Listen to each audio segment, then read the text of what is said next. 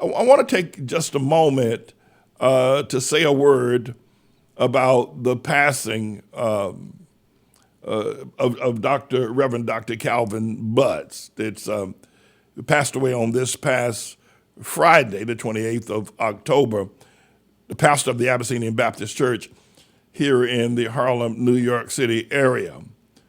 Dr. Butts and I are members or alumnus of the same school, Union Theological Seminary.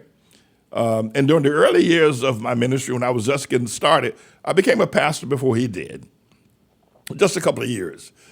But he helped me tremendously in the early years of my pastorate and during the time I was a student at Union Theological Seminary. We were both members of the Baptist Ministers Conference of Greater New York and vicinity. And we were alumnus, of course, and friends at the time. And I find the news about his passing as premature, or not the news about it, but his actual passing as premature. He was 73 years old when he passed. I think that's young. That might not sound young to a 30-year-old, to a 40-year-old, but that is quite young. And for preachers, preachers generally go up into the 90s before they decide to check out. I'll say this also, that he did help me during the early years of our ministry. We've known each other for 40 years. And Harlem loved Dr. Calvin Butts, and Dr. Butts loved Harlem.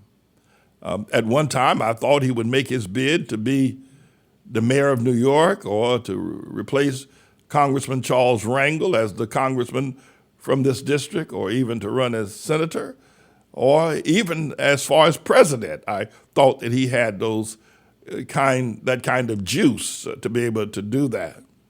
Parenthetically, Raphael Warnock, who is presently running for senator of the state of Georgia and the present pastor of the Ebenezer Baptist Church in Atlanta, Georgia, the home of Dr. Martin Luther King Jr., Reverend Raphael Warnock was a youth pastor under the leadership of the Reverend Dr. Calvin Butts several years ago. But he has passed. And I'm saddened by his passing, though politically we drifted in terms of our understanding, and biblically we did as well. But nonetheless, during the times we were working together here in the community of Harlem, I thought it was a productive time, and I am truly saddened by his passing. I think he was just too soon for him to die, but it is true.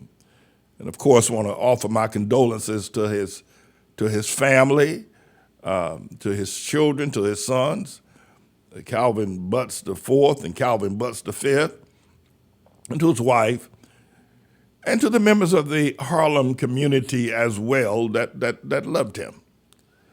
My sincere and heartfelt condolences are being offered.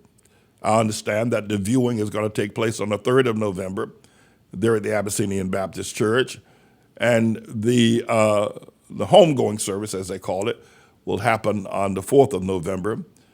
That will be Friday at 2 p.m. I will not be attending, but I pray that if there's anyone that's close to the family, close to the church members and their leadership, please let them view this expression of my condolences, and as much as I'm going to find it very difficult to try to be there for the homegoing service. I'm James David Manning. I am the Lord's servant, and Harlem has lost one of its most noted preachers and pastors.